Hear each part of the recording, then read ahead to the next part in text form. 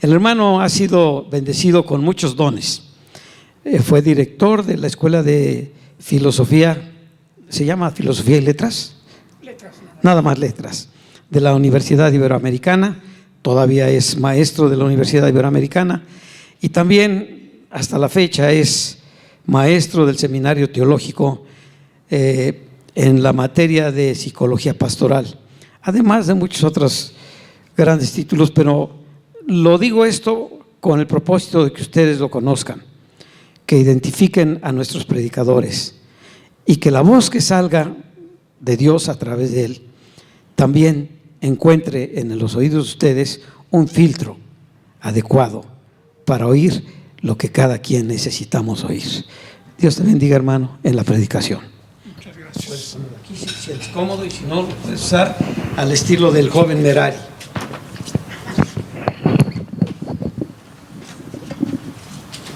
Hubo un tiempo, ¿se escucha?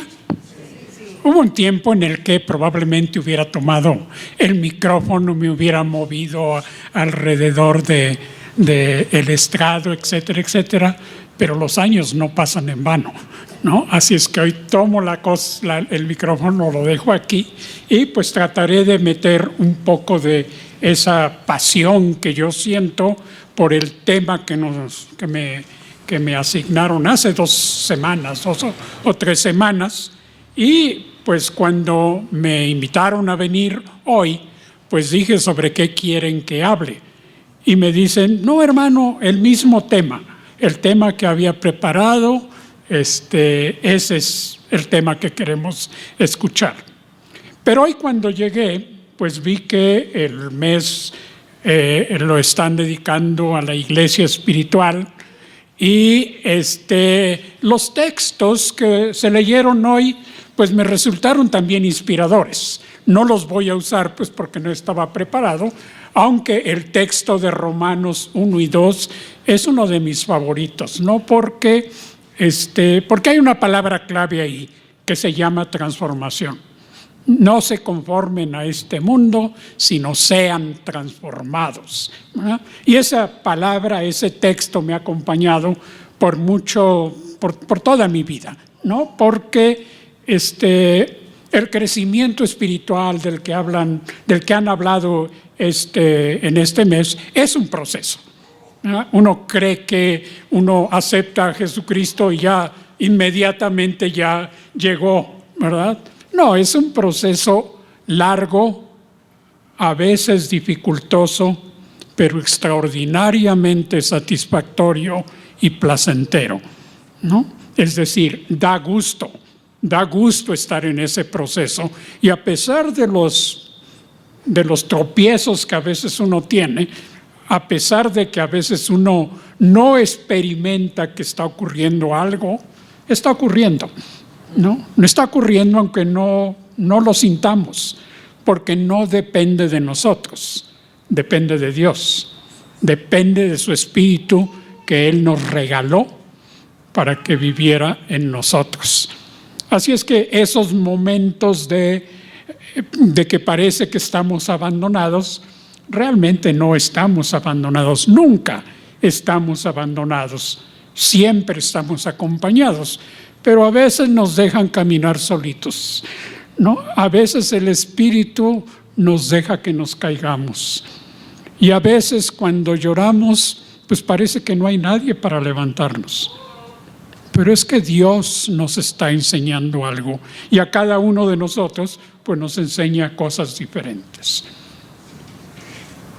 Quisiera pues empezar con una oración hablando un poco sobre esta presencia del Espíritu de Dios que debería de ser abrumadora, que debería de ser muy fuerte, ¿verdad? Que nos debería dar gusto, que nos debería enriquecer enormemente. Y el comienzo de ese reconocimiento pues es una oración. Así es que permítanme orar. Señor, gracias porque tu palabra es espíritu. En tu palabra te escuchamos a ti, hablándole a nuestro espíritu. Palabras a veces de consolación, a veces de ánimo, a veces en que nos haces ver que no hemos sido la mejor persona que podríamos ser. A veces nos haces ver la verdad sobre nosotros mismos, lo que nadie conoce pero que tú conoces, y nos hace sentirnos avergonzados, nos hace sentirnos humillados, pero inmediatamente tú nos dices, a pesar de eso, tú eres mi hija o mi hijo amado, y en ti tengo complacencia. Gracias, Señor, por ese amor tan grande. Gracias, Señor, porque tu justicia se revela cada día en nuestras vidas. En el nombre de Cristo Jesús, por quienes hemos recibido esa gracia que tú nos has dado. Amén.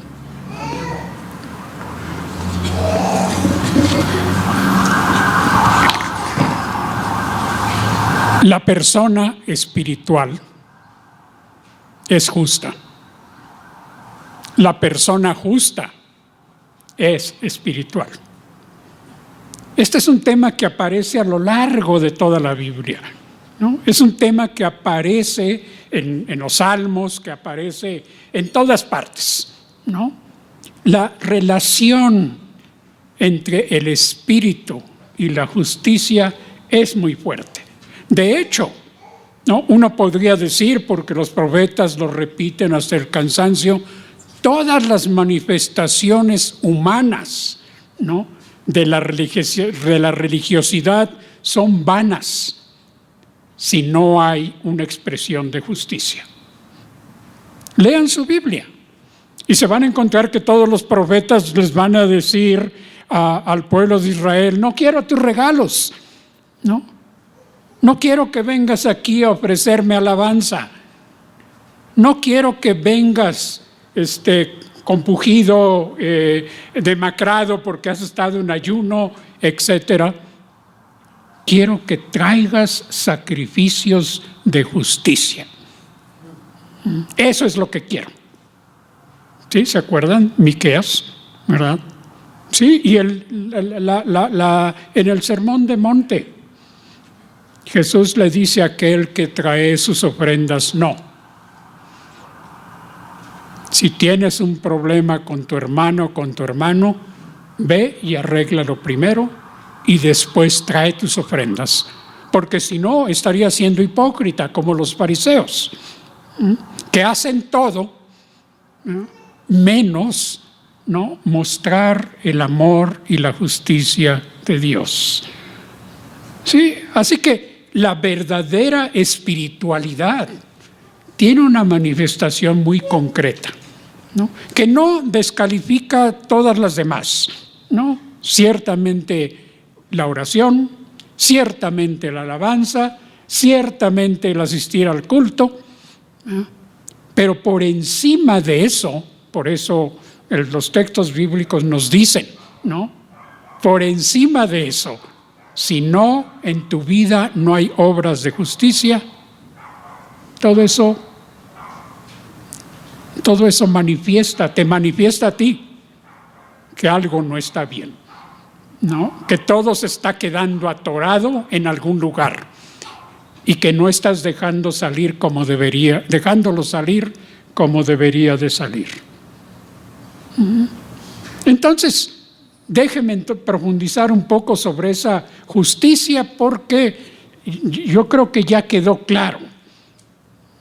Y creo que si no está claro lo van a encontrar en su Biblia y podríamos pasar mucho tiempo, pero creo que ya quedó claro que la expresión justa, correcta, verdadera, auténtica de la verdadera espiritualidad es la justicia, y que el hombre y la mujer justos ultimadamente, y no estoy diciendo que sean cristianos, pero últimamente van a encontrar en esa justicia, el amor y la compasión de Dios. Es decir, van a experimentar esa espiritualidad, Y uno podía pensar en toda la gente del mundo que no se declaran cristianos, pero que hacen, que luchan por esa justicia, ¿cómo le hacen? Bueno, la Biblia misma nos dice, Jesús mismo nos dice, es que nadie puede hacer eso si yo no estoy ahí, ¿verdad?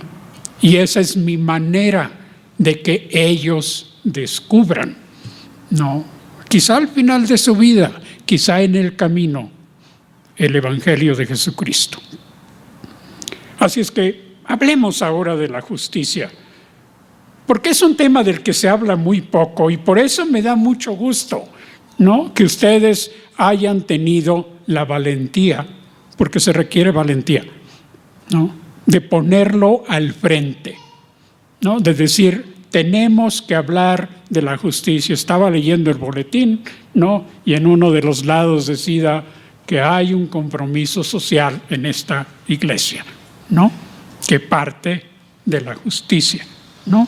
Así es que no es un tema que se hable mucho. Si acaso, no se ve rara vez en la sociedad. Si acaso, más bien lo que se ve es la injusticia. Muy rara vez experimentamos actos de justicia y creo que lo podríamos contar con los dedos. Sí los hay, ¿no? Pero lo que predomina, ¿no?, y nos preguntamos, ¿cómo es posible? Lo que predomina es la injusticia. Y si nos ponemos a pensar en los actos de injusticia, pues nos faltarían dedos para contarlos, ¿no? Todos los dedos de todo el mundo, ¿verdad? ¿Por qué? Porque lo que predomina en el mundo es la injusticia. Y no necesito profundizar en esto, porque nada más necesitan prender el televisor o leer el periódico y ver lo que está pasando alrededor del mundo, en la política, en la educación, en la criminalidad, etcétera, ¿no?, la corrupción, ¿verdad? Todo está ahí. Sí, entonces es natural que algunos de nosotros nos sintamos a veces frustrados, ¿no? Si predomina la justicia, no debería yo darme por vencido, dejarme ya llevar por la corriente, ¿no? ¿Por qué no dejar lo que creo, ¿no?, y dejarme llevar por lo que está ocurriendo? Bueno, tenemos que preguntarnos por qué está ocurriendo lo que está ocurriendo, y eso también está en la Biblia, ¿no? La Biblia señala que la diferencia entre la justicia y la diferencia entre la injusticia es algo que se llama pecado. Sí, y a mí me gusta trabajar el concepto de pecado con otra palabra que me es útil, ¿no? Egoísmo. Egoísmo. La Biblia nos dice que el ser humano, como resultado de la caída, está condicionado a pensar, sentir, actuar primero en su propio beneficio. Eso lo dice la Biblia. Pero eso lo dicen también los economistas contemporáneos, ¿no? Es decir, lo que hace que la economía mundial funcione, pues es el autointerés, ¿no? Nadie va a invertir nada si no espera ganar algo, ¿verdad? Algo para sí mismo, ¿no? No hay gente que dice, aquí invierto esto y hagan obra social, ¿no? Y si pierdo mi inversión, no me importa. Pues no, nadie hace eso, ¿verdad? Entonces, la economía misma está fundada en el interés. Y los economistas lo dicen y lo saben y lo enseñan en los salones de clase. Pero el autointerés va más allá de eso que es evidente en la economía. Va hacia las relaciones personales, ¿no? Está bien, yo te amo si tú me amas, ¿no? ¿Qué gano yo con amarte? Pues que me ames, ¿verdad? ¿Qué gano yo? ¿Qué gano yo con venir a la iglesia? ¿No? Pues que me reconozcan, ¿no? ¿Qué gano yo con adquirir una educación? ¿No? Pues que me tengan respeto y a lo mejor adquirir algo de poder, ¿no? ¿Qué gano yo? Nunca preguntamos qué ganan los demás con que yo tenga una carrera. Escuché el testimonio del hermano hace un momento. Tengo una amiga una familia cuya hija, ¿no?, se acaba de graduar de la carrera de Derecho, ¿no? Y me enviaron en el Facebook, ¿no?, las fotos y todo eso. Y lo primero que se me ocurrió fue escribirle: felicidades, la justicia te necesita. Sí, porque no es para nosotros. ¿Qué gana el mundo con que nosotros seamos justos? Entonces, la Biblia nos dice que el mundo es injusto, entre comillas, naturalmente, ¿no? Esa es la condición humana, ¿no? Y creo que todos experimentamos esto. Incluso nosotros como cristianos frecuentemente nos dejamos llevar, ¿no?, por las reglas del mundo.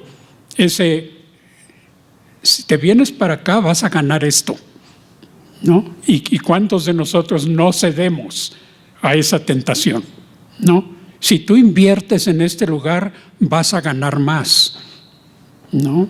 Y no te pones a pensar si ese lugar está usando el dinero, ¿no?, para cosas injustas.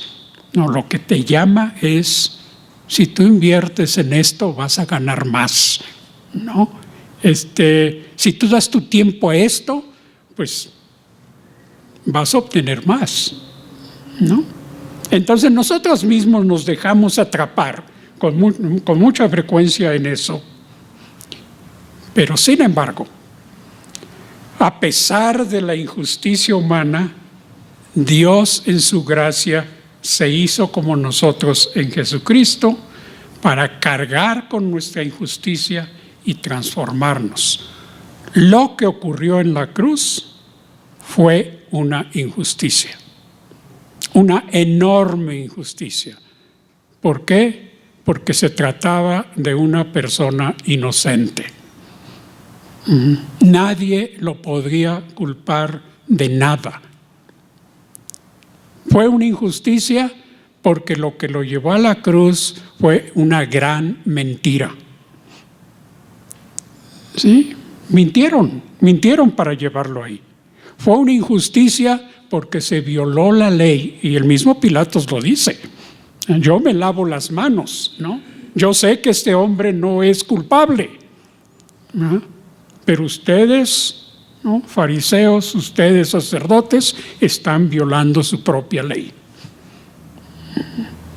Más injusticia no puede haber, ¿no? Pero Él sufrió esta injusticia con un propósito: de que nos diéramos cuenta, de que nosotros nos diéramos cuenta que nosotros no estamos del lado de Jesús. Vamos a estar, ¿no? Nuestras oraciones son que vamos a llegar ahí. Desafortunadamente ahora estamos de ese lado, del lado de la injusticia, ¿no? Y uno se pregunta: ¿y qué cosa estamos haciendo aquí? ¿No? Bueno, lo vamos a ver en un momento. Simplemente quiero reseñar una de las palabras claves, ¿no?, que está asociada con la justicia, ¿no?, y que es justificación. Toda la teología de Pablo, ¿no?, y la Reforma misma descansa sobre el hecho de que somos justificados en Jesucristo. ¿Qué quiere decir eso? Que somos hechos justos, que delante de Dios ya no somos pecadores, que delante de Dios todas nuestras injusticias han sido perdonadas. Y como resultado de eso, borrón y cuenta nueva. Y Dios nos dice: tú eres justo. ¿Alguno de ustedes se considera justo? No, ¿verdad? Porque nos cuesta trabajo perdonarnos a nosotros mismos. ¿No? Por eso necesitamos el perdón de Dios. Por eso necesitamos que Dios nos diga: ya sé que no lo vas a creer, pero en Cristo tú has sido justificado, has sido hecho justo. Ahora bien, ¿qué significa eso? Pues que vayas y hagas justicia, Fuiste justificado para ser justo. ¿Con qué propósito? ¿Para que sigas viviendo como antes? ¿Para que sigas pensando primero en ti? ¿No? ¿Para que te dejes llevar por la tentación de adquirir cosas y adquirir prestigio, etcétera, para ti? Pues entonces estás desperdiciando tu salvación. Estás desperdiciando lo que Jesús hizo por ti. Lo estás echando a la basura. Se lo estás dando a los puercos, ¿no? Tú ya eres mi hija, mi hijo amado, ¿no? Tú ya eres mi imagen y semejanza. Y si yo soy justo, tú eres justa. Si yo soy compasivo, tú eres compasiva. Lo reconozcas o no lo reconozcas. ¿Sí? El Espíritu de verdad nos está diciendo esto siempre. Tú eres mi hija, tú eres mi hijo amado. En ti tengo complacencia, porque en ti yo no veo lo que tú ves cada vez que te levantas en la mañana y te ves en el espejo y te avergüenzas. No, yo no veo eso. No. Yo veo que esta mañana se ha levantado un hombre, una mujer, un niño, una niña, un anciano, una anciana, para hacer obras de justicia. Eso es lo que veo. ¿Sí? Y muy bien, ¿qué cosa significa entonces el que hayamos sido justificados, transformados? Les decía que la palabra esa me gusta mucho, ¿no? Transformados, que estamos en un proceso de cambio para ser personas, algunos dicen más espirituales, pero yo creo que a veces si no le ponemos carne a esa espiritualidad, pues como que se diluye. Sí, más espirituales, si entendemos que más espirituales significa cada vez más justos. ¿Y qué significa eso en términos prácticos? Bueno, yo los voy a remitir al Salmo 4, ¿no? Y se los voy a leer, Salmo 4, versículos del 17 en adelante. Pero no es Salmo, es Deuteronomio, ¿no? Porque el pueblo de Dios fue rescatado, así como nosotros, el pueblo de Dios fue rescatado, ¿no? De la esclavitud de su egoísmo o de la esclavitud del egoísmo de otros, ¿no? Y fue rescatado y fue liberado para cumplir una función bien específica, ¿no? El libro de Deuteronomio les va a decir: cuando entres a la tierra que te di, tú vas a ser diferente a todos los pueblos, ¿no? Y entonces el libro de Deuteronomio nos da una serie de reglas, de las cuales yo voy a tomar únicamente algunas que se encuentran en el libro de Deuteronomio. Perdón, no escribí aquí el capítulo, pero escuchen, ¿no? Escuchen a partir del versículo 17. No le niegues sus derechos al extranjero ni al huérfano, ni tomes en prenda el manto de la viuda. Recuerda que fuiste esclavo de Egipto y que el Señor tu Dios te sacó de allí. Por eso te ordeno que actúes con justicia. Cuando recojas la cosecha de tu campo y olvides una gavilla, no vuelvas por ella. Déjala para el extranjero, el huérfano y la viuda. Así el Señor tu Dios bendecirá todo el trabajo de tus manos. Cuando sacudas tus olivos, no rebusques en las ramas. Las aceitunas que queden, déjalas para el extranjero, el huérfano y la viuda. Cuando coseches las uvas de tu viña, no repases las ramas, los racimos que quedan. Déjalos para el inmigrante, el huérfano y la viuda. Recuerda que fuiste esclavo en Egipto. Por eso te ordeno que actúes con justicia. Cuando tengas un trabajo y te empiecen a pagar un sueldo, No te gastes todo. Te lo ganaste, sí, trabajaste. Pero recuerda que hay gente que no tiene ese trabajo.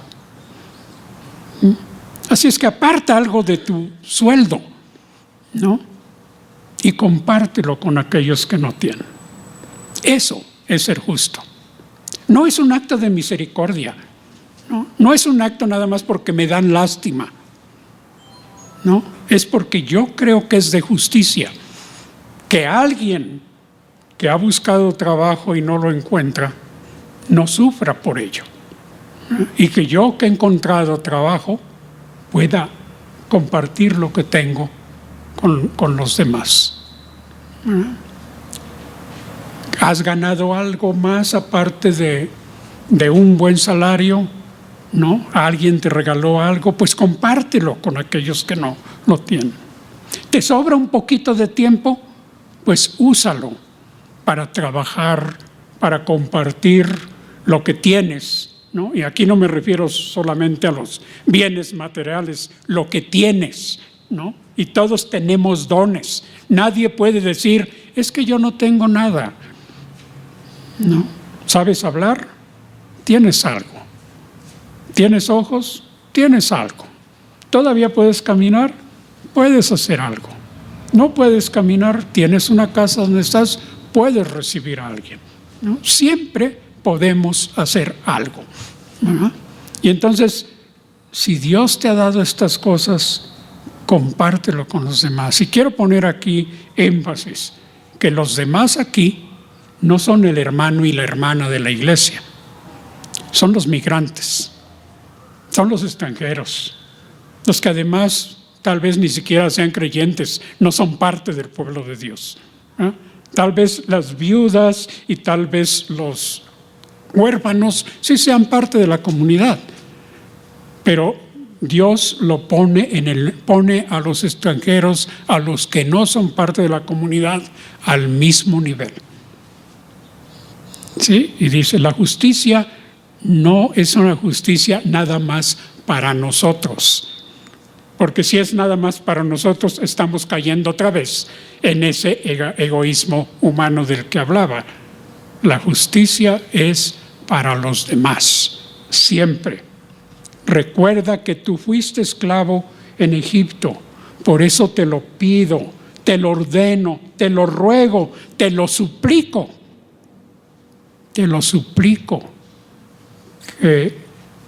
que actúes siempre con justicia. El texto que nos leía el hermano de Romanos, ¿no?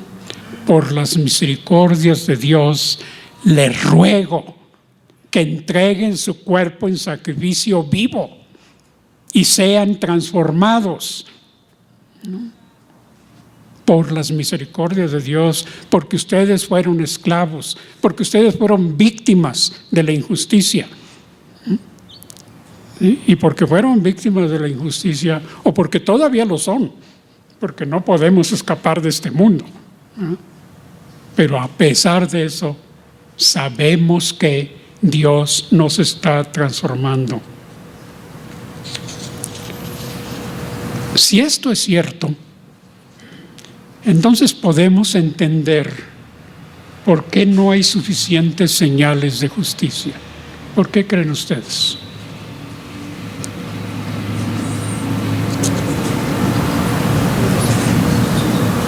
Pues porque nosotros, los justos, los que sabemos que es la justicia, no estamos poniendo el ejemplo. Nosotros no vamos a resolver la injusticia del mundo, ¿no?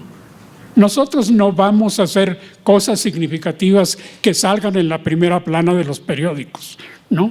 A nadie le interesa la justicia. Los periódicos no se venden con actos de justicia, ¿no? Los periódicos se venden con escándalos, se venden con el ejército matando muchachos y matando campesinos, ¿no? Se vende con los criminales, ¿no? Drogadictos que están. Eso es lo que vende el periódico. En el periódico nunca va a salir el policía que de veras sacrificó su vida para ayudar a alguien. No, nunca. ¿no? Es menos en México, en otros lugares a lo mejor, ¿verdad? No va a salir, ¿no?, esa persona que se detuvo para ayudar a alguien que se había caído. No, eso no va a salir.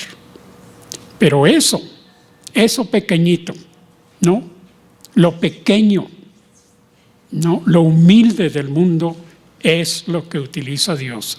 Esa es la cruz, ¿no? Lo que el mundo rechaza, lo que el mundo lo ve y que hasta puede decir, ¿no?, qué tonto, qué tonta. Estás utilizando lo que tienes para ayudar a alguien que después te va a engañar, ¿no?, que te va a traicionar. Y ustedes lo saben, yo lo sé, yo tengo la misma experiencia que todos ustedes. Es cierto, ¿no? Le prestas algo a alguien y no lo vuelves a ver jamás, ¿no? O si lo ves, se hace el desinteresado, el desentendido, ¿verdad? Y hasta puede convertirse en tu enemigo. Sí, hay personas así, pero también hay personas agradecidas, y eso también lo sabemos, que después de mucho tiempo, cuando recuperan lo que habían perdido o empiezan a trabajar, lo primero que dicen: tengo que pagar porque eso es justo. Me ayudaron, entonces yo tengo que retribuir de alguna manera. Y no solamente nos retribuye lo que nosotros hicimos con esas personas, sino que esas personas han aprendido de ti, ¿no?, lo que es ser justo. Y lo van a seguir reproduciendo. Y se lo van a enseñar a sus hijos y a sus hijas, ¿no? Esa es la semilla que crece y se multiplica, ¿no? El mundo no lo ve claro. El mundo no puede ver eso porque está cegado por el egoísmo, está cegado por el autointerés. En este mundo donde prevalece la justicia es en el que irrumpe la justicia, ¿sí? Como Amós nos dice, que fluya el derecho como las aguas y la justicia como arroyo inagotable. 5:24.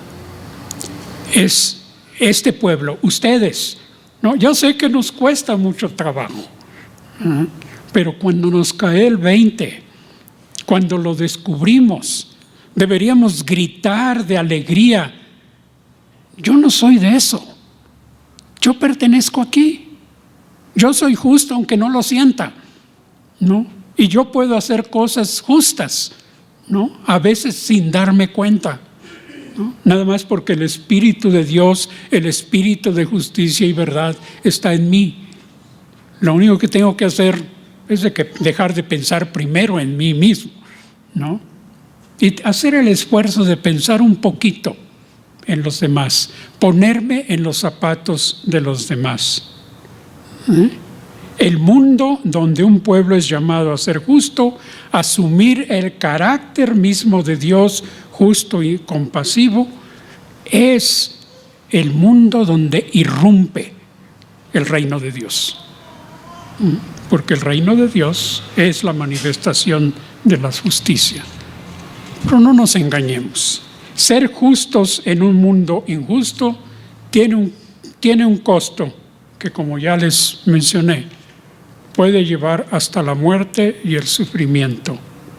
Si leemos hoy, ahora sí es el Salmo 4, ¿no?, es la angustia, ¿no?, la angustia del salmista, ¿no?, que ha tratado de ser justo y que de pronto tiene que clamar a Dios. Responde a mi clamor, Dios mío y defensor mío.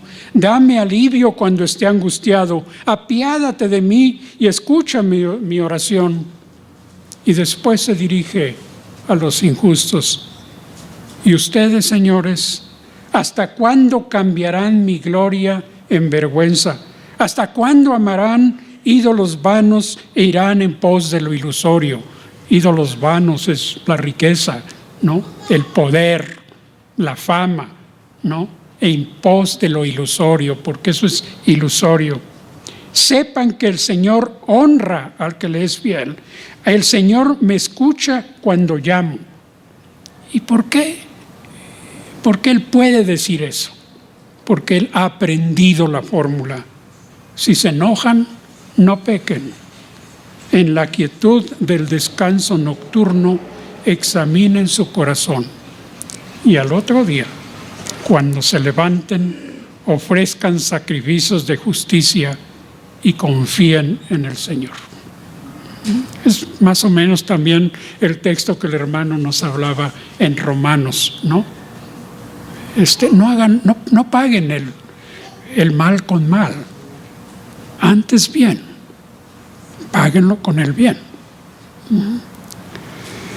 Así que en medio de esa injusticia que nos persigue, que nos rodea, que nos lastima, que nos abruma, que nos humilla, el salmista nos dice: no pequen, no respondan mal por mal, serenes en la paz del Señor, respondan aún más intensamente con sacrificios de justicia.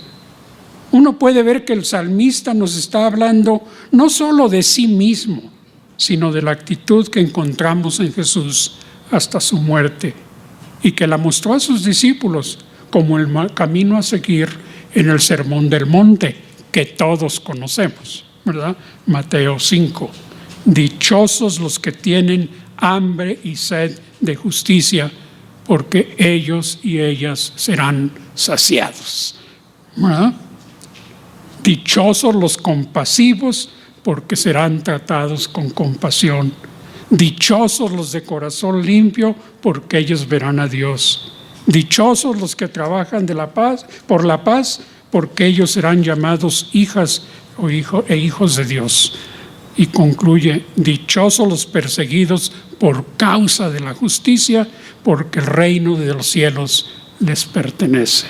Perseguidos por causa de la justicia. No quiere decir vamos a la calle y a protestar y a luchar y que nos metan a la cárcel. No es ese escándalo, ¿no? Mucho de ese escándalo es para traer agua a mi propio molino, ¿no? Ahí detrás de eso están los políticos, los partidos minoritarios, etcétera, etcétera, buscando su propio reacomodo. No se trata de eso. Se trata dentro de lo que Dios nos ha dado, dentro de lo que somos, dentro de lo que tenemos. Dios solamente espera que con eso respondamos a lo que hemos recibido. Jesús nos llama a tener en su centro la realización de la justicia, ¿no? Y ese es el Sermón del Monte. En la forma de personas dispuestas a sacrificar su propio bienestar por el de los demás. No porque se crea que ello va a resolver los problemas del mundo, sino simplemente porque uno ha recibido primeramente la justicia, la justificación en Jesucristo, y responde. Y por eso creo yo que debe ser algo que nos invada, y responde con un profundo agradecimiento. El testimonio del hermano: casi me atropella un auto. ¿Cuál es la respuesta? Gracias, Señor, ¿no? Y si alguien lo hubiera jalado, ¿cuál sería la respuesta? Un abrazo, ¿no? Muchas gracias, ¿qué puedo hacer por usted? ¿No? A lo mejor la persona se da la media vuelta y se va, pero no tengo que darle las gracias a esa persona, se las voy a dar a cualquier persona, porque yo recibí, soy agradecido, y por eso respondo con un profundo agradecimiento. Y eso, hermanas y hermanos, es espiritualidad. El espíritu se regocija, ¿no? Cuando nosotros experimentamos la justicia de otros para con nosotros, pero también cuando vemos que lo que hacemos trae un poco de justicia a este mundo y beneficia a personas que no esperaban nada, que ya habían perdido la esperanza, ¿no? O que creían el mundo es injusto y pues mejor me voy a involucrar con con ese proceso. Los jóvenes, los niños que padecen, ¿no?, de carencias familiares, porque sus padres trabajan, ¿no?, porque no les pueden dar lo que necesitan y no tienen un modelo. ¿Qué hacen? Pues ¿por qué voy a sufrir eso? Aquí fulano de tal me ofrece la manera de hacer mucho dinero en poco tiempo, ¿verdad? Y entran en el comercio de las drogas. ¿Por qué? Porque no tuvieron esa pequeña señal que podría haberles cambiado la vida.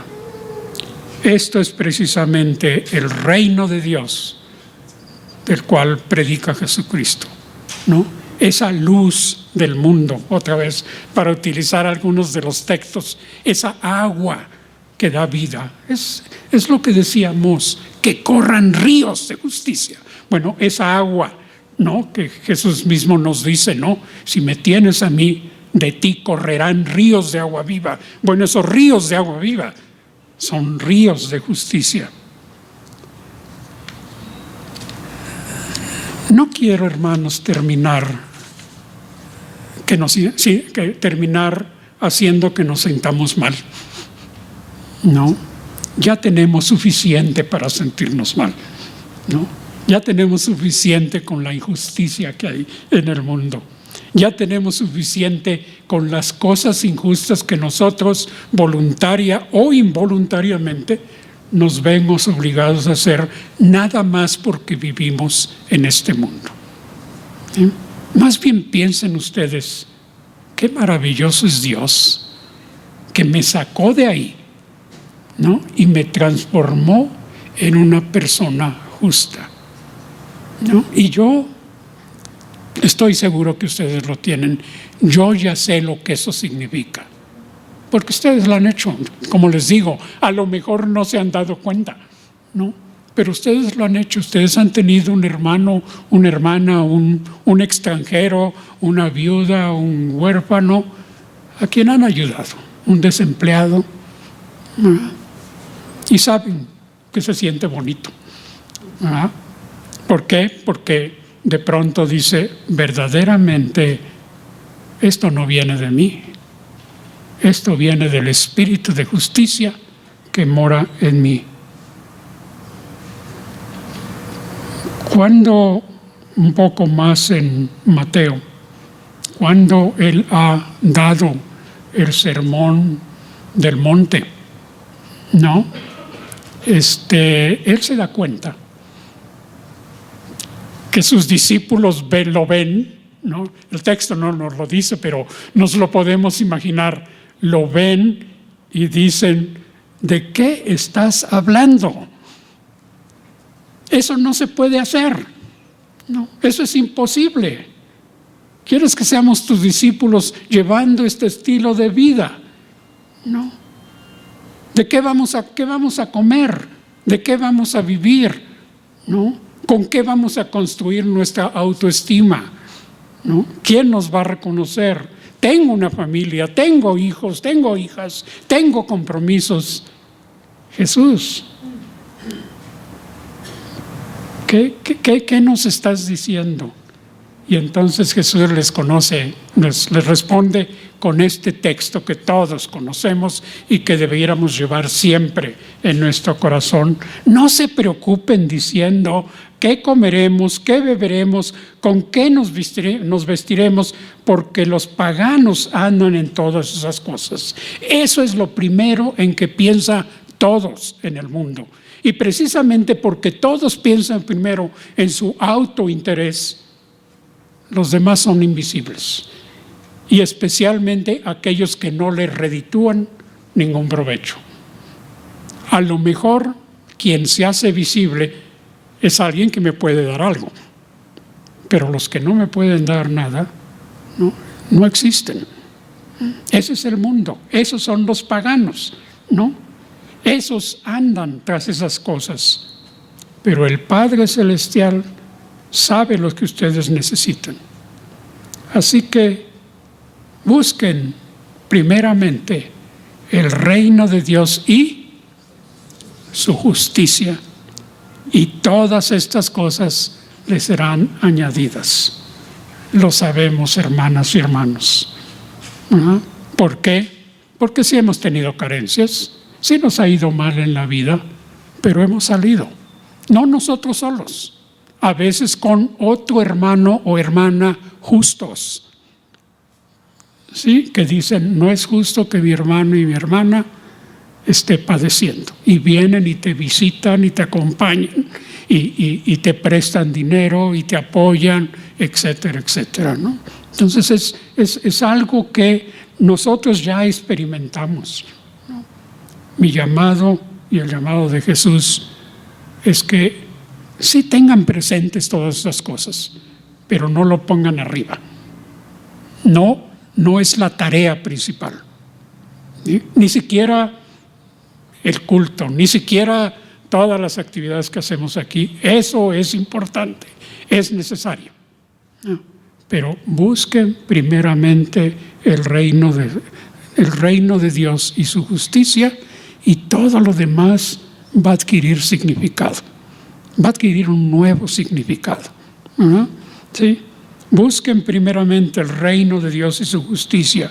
Vivan en el contexto del reino y su justicia y verán que todo lo demás les parecerá como un regalo inesperado. Algo que saben que no merecen, pero de que de todas maneras se les da porque alguien es más justo que nosotros.